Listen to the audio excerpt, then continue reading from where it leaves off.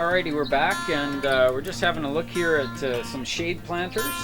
These planters again are going to be sort of matching, one on each side of a garage door, so we want to make sure that they look relatively good. Obviously that's the whole plan. Now we've got our Lechuza planters here, and we've got them filled. We put the pond in the bottom, we put our quality potting soil in.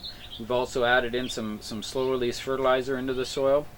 These planters will be fertilized about once a week or so throughout the summer. But I like to get a few trailing plants in this one. I like to have them sort of trailing off each side. So I'm going to add in one of these. These are Plectranthus argenteus, I think it's called. And it's quite a beautiful plant. These guys got a little trashed in the hauling, but they're a lovely trailing vine. They call it a variegated Swedish ivy. One of my favorites. I like to buy these long overgrown ones because they just make a planter look nice sort of right away. So I'm just going to do a preliminary placement here.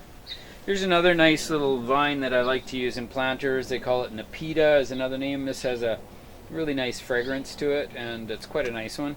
Just going to see, yeah, another name for this is Glechoma, which is quite a pretty little vine. This one hangs so perfectly straight down out of the planters. It can be quite a nice touch to any planter. So I'm thinking you're looking at the fronts of the planter. So I have these beautiful begonias here, both on the inside. I have the Japanese forest grass. So Japanese forest grass is good for both the sunny and shady areas, but best in part shade. So I like to use a little grass in these plantings.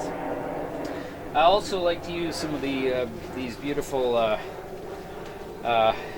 Coleus. This one's called Black Prince. It's one of the proven winners varieties, so it's really a good plant.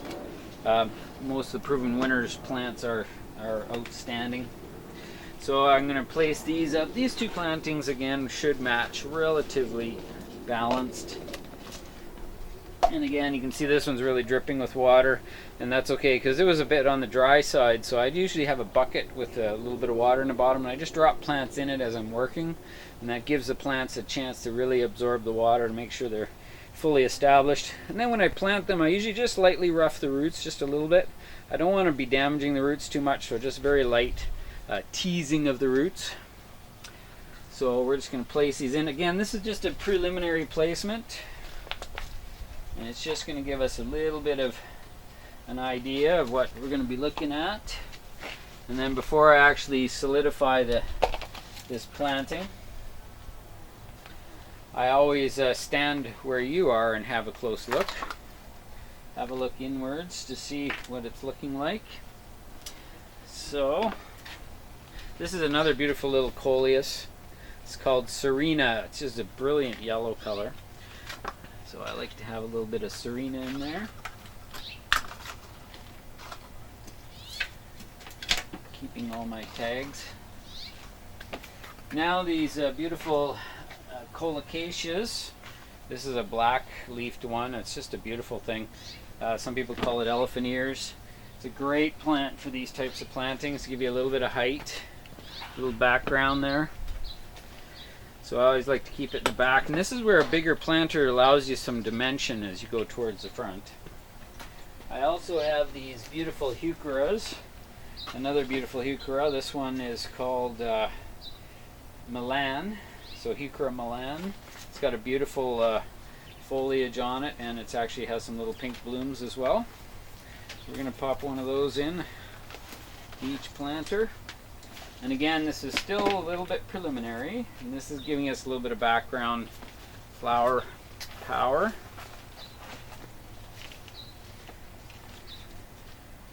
I'll position each plant so that they're just perfect for what we want. And I'm just missing one plant on each side, so I'm just going to have a look and see if I can find that one.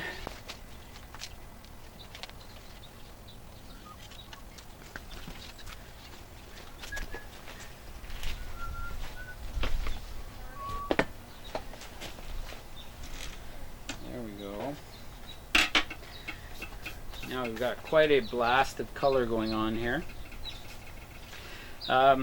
The only color I'm sort of missing right now is a nice dark blue color, which I think would be nice, or a rich purple. And so in the shade you'd be looking at maybe lobelia, or possibly Brachycome is a nice one. Actually, there's a little bit of Brachycome over here. This is a lighter colored Brachycome. And lobelia is fairly common. You like the nice blue one, which would be nice. Have that around the sides, either the upright or the trailing, either or would be nice. But that's going to give us our best arrangement, I think, at this time. So I'm just going to go ahead and plant these in. And as I mentioned before, I didn't put very much soil in with these so that I could just add it in. So when I place these plants, I literally just set them inside the pot, and then I'll go in with my these begonias are so delicate. I have to be careful. Need a little bit of deadheading.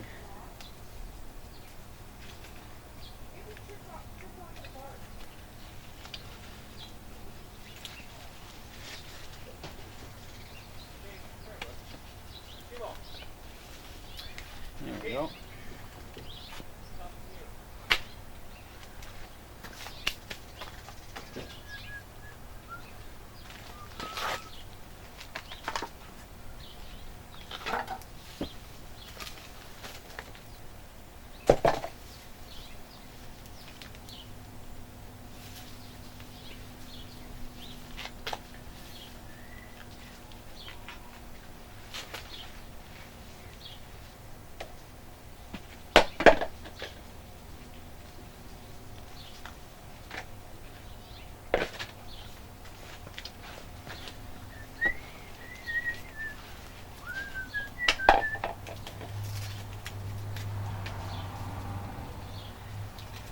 Little tip for all you people in the garden center business.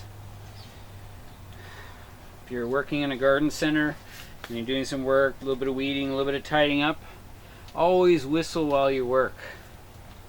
It's the best sales tool you'll ever have. Guaranteed, works every time.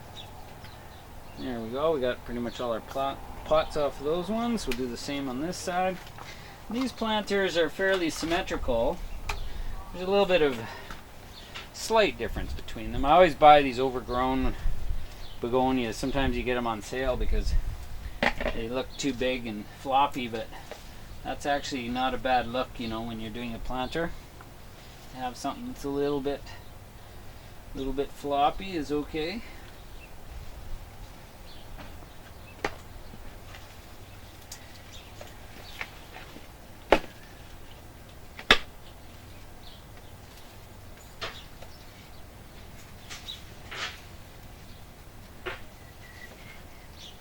Magic touch works every time.